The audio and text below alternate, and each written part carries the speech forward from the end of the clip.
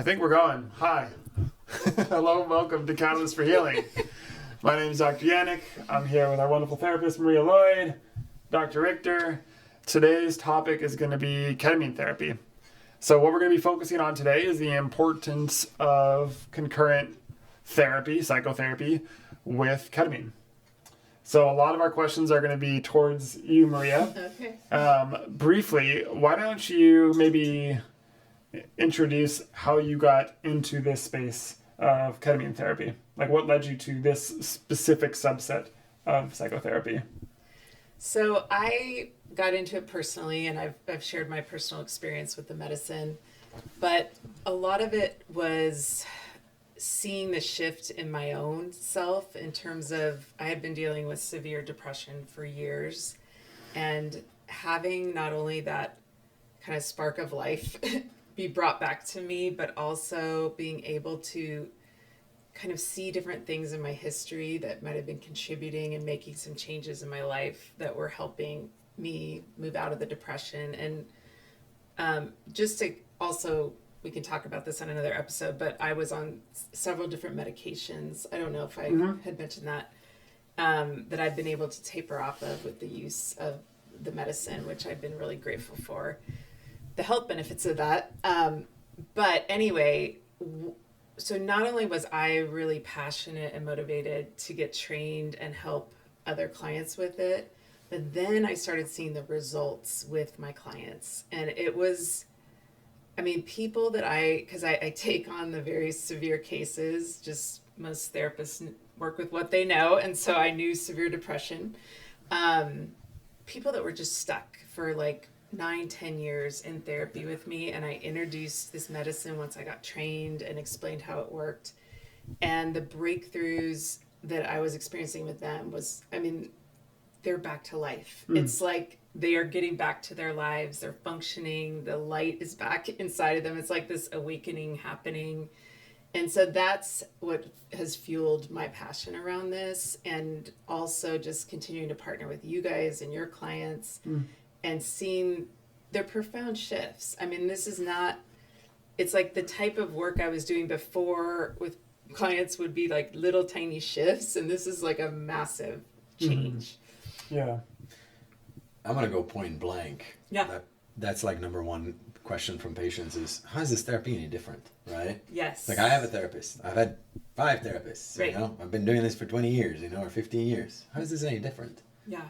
Hopefully they won't be doing 15 more years or 20 What's your more. approach to specifically ketamine-assisted psychotherapy as opposed to other modalities of therapy? Well, I have to say it's a hard sell for clients because everyone has resistance to, considering using medicine. Like, why do I need the medicine? Why can't I just do it through talking about it or through some of these other trauma modalities? And I obviously want to use all the trauma modalities first to see if there's some shifts happening with that. But sometimes they're in, I don't know if you can explain that in terms of the brain, but when they're in that such a severe state of depression, it's almost like nothing works because their brain is so set, and so the medicine is almost like the thing that gets them out of the stuckness. How would you explain that physiologically? Or do you I think almost going physiologically does a disservice to what it is. Really, I think a lot of these patients are just like extremely dissociated in like a very literal sense. And so I think how can you expect someone that's so disassociated from why they are the way they are and who they are, really, how can you expect them to then engage really meaningfully with psychotherapy and allow you into it, right? And I think, and then psychotherapy, the reality is that the vast majority of patients do not need ketamine to get through this, right? They can do psychotherapy alone. But I think it's really difficult, and there are cases that we see where patients are doing 5-10 years to really do that work. And I think practically speaking, like, most people don't have that kind of time, and it kind of sucks to be like, hey, give me about a decade.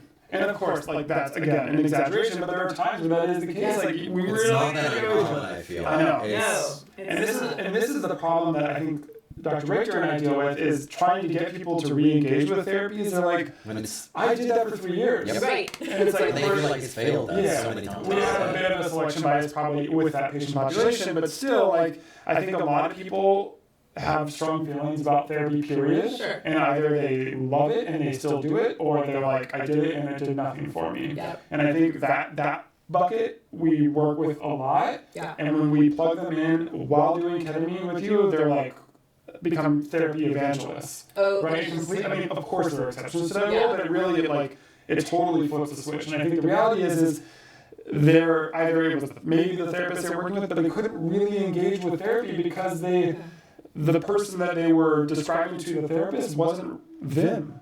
Well, that, and so when you're living in that state of, well, that's a great way of putting it, highly dissociated, you're living in survival mode. So the therapy is often helping them manage that survival mode.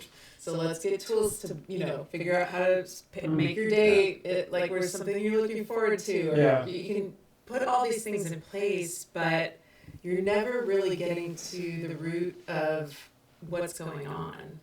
And so I think that's a great way to think of it with the dissociation, because the medicine is helping them see things clearly that they're not able to see themselves. And once they do, I mean, for example, like someone who has a really low self-esteem their entire life, it can be as simple as seeing that there was a couple bullies in their past that made comments that shaped how they view themselves up until now.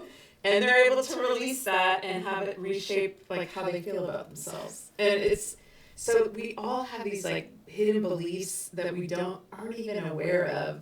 But when you're in that highly dissociative state in therapy, we're trying to manage you just surviving. So we're never getting to the root of the healing. And the thing that's so exciting about the psychedelic space in general is not only are we wanting to heal the trauma, but we're seeing people as whole people with the ability to heal themselves. And we're just there to kind of open space and be the guide and support of that. And people know how to heal themselves innately when they connect with the real self. And so I think that's what's been so exciting, because I'm seeing them not only come alive, but then also tap into their purpose, who they are, who they're meant to be, find work that's meaningful, find relationships that are fulfilling. Like, this is completely flipping, just surviving a depression that you're in to a complete transformation in your own life. Yeah, definitely. I think that is what. I think something that's interesting is I think people are like, is ketamine psychotherapy, is it like a different form of therapy? Like the actual therapy you're doing? Yeah. I think I know the answer to this, but I'm curious. I want to make sure I have this correct. Can you tell me, like, are you a ketamine therapist, or are you a therapist that just happens to be working with patients undergoing ketamine treatment? How do you think of those worlds as different? I see it as I work with clients that aren't using ketamine Right. as well. So it's just, I'm doing therapy using trauma-informed approaches. And when necessary, ketamine is a great tool to open more space to process. But still, all of these modalities that you have been trained in, over the decades, right? Like, all still play a role in it, and you're like for each patient, you're figuring out what's going to work best for them, right? Okay. But I would say, hands down, again, we go back to modality. Does it really matter what modality? Sure, does it matter that connection? Because at the core, we all have some form of attachment trauma. And when we have a healing connection with someone, it doesn't matter. I mean, the modalities are helpful, yes, 100%. But again, that innate healing that you have begins to generate when you're in a safe space and someone's holding space for you. So, but to the point of working with the survival mode and trying to manage survival mode, we're not going to get to the real self with all these protections in place.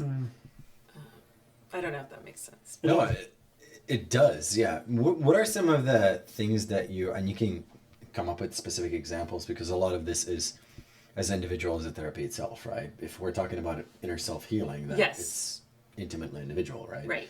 So how do you feel like, what are some of the elements that you use in more of the integration part of therapy more of the integration part of therapy when you work with clients that have just gone through an administration of ketamine, whether it's an infusion or other forms. What are some of the more specific elements that you focus on with them afterwards? So I like to have them, again, some people don't see anything and some people do. It just depends. So we try not to judge what's coming up, but we're just opening more space to just talk about their feelings, whatever feelings came up. I mean, you've brought that up, but that's really important. I can't talk about it enough. The emotional healing. Yeah, it's opening, and they're more open and flexible with that because of the neuroplasticity that they're getting from the medicine, that feeling like they're okay, they're a little more open. But we've had some clients that we've shared, I know both you and I and you and I, in terms of really powerful. I mean, we could share just briefly about some of those transformations with both the ketamine experiences and the therapy after.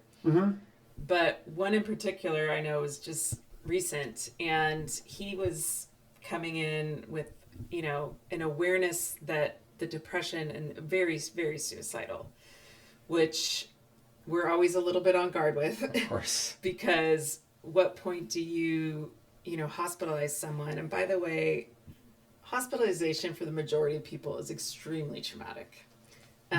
So whenever you can avoid it, that's the best case scenario. But with this person, they had already done 2 infusions, so they felt like it wasn't working. We often say the third one is where you really start to notice a benefit if you're in like a very severe depression. And so with this person, we said, we got them in that day because we were like, let's just do that 3rd infusion and see how it goes.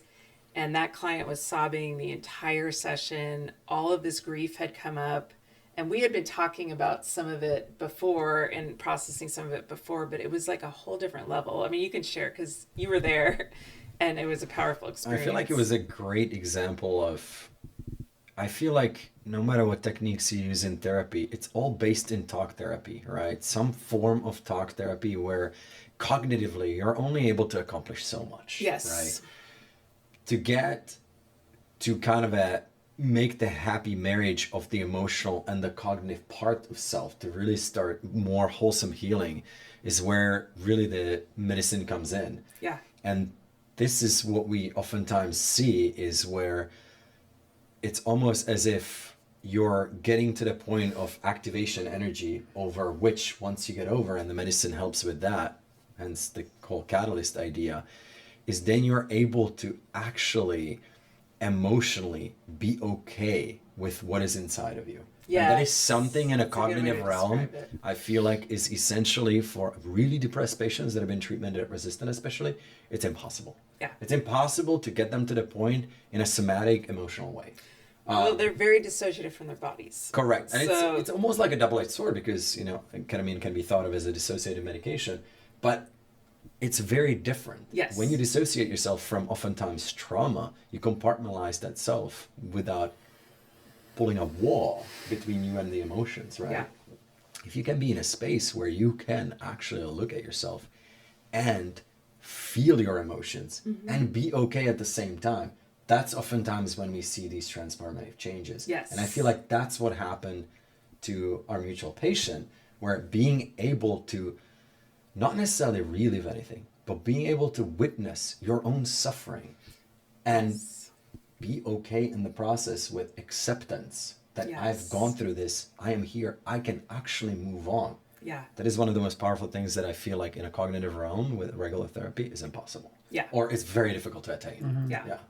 Well, and it allowed space for, like, because we've had these intense experiences at the clinic where the sobbing, I mean, like you said, that client was crying throughout, the infusion. And so it's like the level of getting the emotion out of the body too, it provides space to do that, because you're not going to sit and talk to me and cry for that level. Like, does that make sense? Yeah, I felt like there was a big emotional release that helped that Absolutely. person And it's feel not better. like that has to be there. You have to have a crying episode. No, in order no, to heal. no. But it's more that you're able to finally get in touch with your own emotions. Yes. That you've been walling off and shielding and dissociating from in some Yes. ways, because they're tied to trauma for so long. Yeah.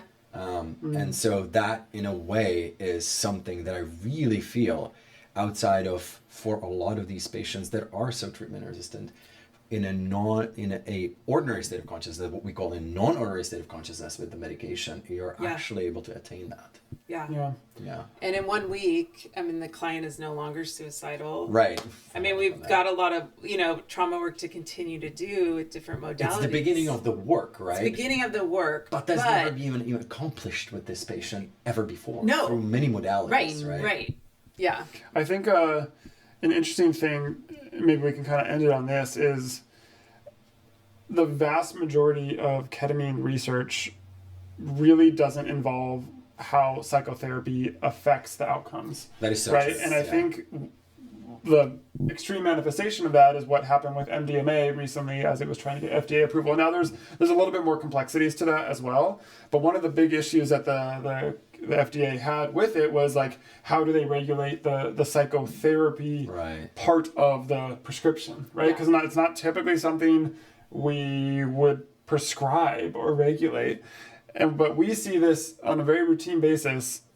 For our clinic, we require patients to do psychotherapy, but there are some patients that maybe have their own therapist, but they go like once a month or once every 2 weeks. And it's very clear to me the patients that are really deeply engaged with psychotherapy and the ones that are just like clocking in, clocking out, or not doing it, right? The outcomes that they have, both during it, but also 1 month out, 2 months out, 3 months out. Because really, as like our title says, like the ketamine is just a catalyst for change. Yes. But like what you do with that, I mean, who knows, right? That's where the therapy comes in. That's where you, as kind of their guide, can kind of help them navigate why they are the way they are and how they can become the person that they want to be going forward. Yeah. And so, I don't know. I think it's interesting to think about the research in the future and how this is going to be done. And this is something you've pointed out many times, and I actually love it. This is potentially the most transformative time of your life, right? You are, and it's not to say that without, quote unquote appropriate therapy, you can attain healing. That's not what we're trying to say. But we're saying, why not to try to give yourself the best chance to really accomplish healing like never before? Yeah. And there's so much power in the medicines that are going to get rolled out. I know we were thinking MDMA might get legalized in August, but that got pushed back. But anyway, we're planning to roll out as things get legalized the next medicine to talk about, because there are so much potential for healing with these medicines. I mean, MDMA alone is healing war veterans with PTSD at astonishing success. And so, but again, there's the problem of these medicines being, used in ways that are not helpful or misused. And so that's why it's taking so long. But anyway, the potential even with ketamine is so, it's just exciting. I feel excited to go to work every day because we're seeing these transformations that aren't otherwise possible with the current tools that we have. Yeah. And so I think a lot of people don't need this, but a lot of people continue to suffer needlessly. And so I'm hopeful that we'll get to a point in our medical system where this is accessible for most people, because right now is really either, unless it's Spravato, the nasal spray version of ketamine, or you have the financial means to pay out of pocket, like most people can't afford this. And so it's unfortunately really limited, but there's so many people out there that would really benefit from this. And so we'll see where the space goes. But in the meantime, I think it's really the patients that we do get to work with, it's incredible to see the results they get, and it's such an honor to work with like a wonderful therapist like you, and I've learned so much from working with you, and I think it's really changed the way I talk to patients and changed the way I think about kind of guiding them through the experience itself. And I would encourage you, if you are going to be going through something like this, I wouldn't even consider it if you're not going to do psychotherapy. And I think your decision for who you're working with the therapist is just as important as your decision for the clinic. And you should take those very seriously. You make sure they're the right fit for you. You're going to know when you know. It's not necessarily so much about credentials as it is where you feel right. Right. Yeah. And I would say, I mean, the top 3 modalities to use for trauma with the medicine are IFS, internal family systems, parts work it's called, somatic work, because trauma stored in the body. Mm-hmm. And then EMDR or brain spotting are two eye movement techniques that help unlock the trauma further. So those would be, if you're looking for specializations, those would be a guide to who works more with trauma rather than, you know, a CBT, cognitive behavioral therapist is going to work more just at the cognitive level. So if you're going into this space, likely you want someone who has some of those trainings, I would say. Yeah, and I think to add on that, a lot of therapists aren't familiar with this space, and so I think if you're going to work with a therapist that hasn't worked with patients going through this, that's okay. I would encourage you to have them speak with the clinic, because the clinic can they can work together to educate them about maybe what to expect the next day or two, and then also it's really valuable to get feedback from the therapists in terms of maybe important things that have been coming up, so for the next session we could be prepared for these things. Yes. And I think it's just good to foster that relationship, and I think clinics will be more than open to that, and I think therapists will too, just kind of foster a real collaborative environment. So let's leave it at that. Does that sound reasonable? Sounds good. Okay. So that's it for now. We appreciate you joining us, and we will see you all next time. Thank you. Bye. Thank you. Bye. Bye.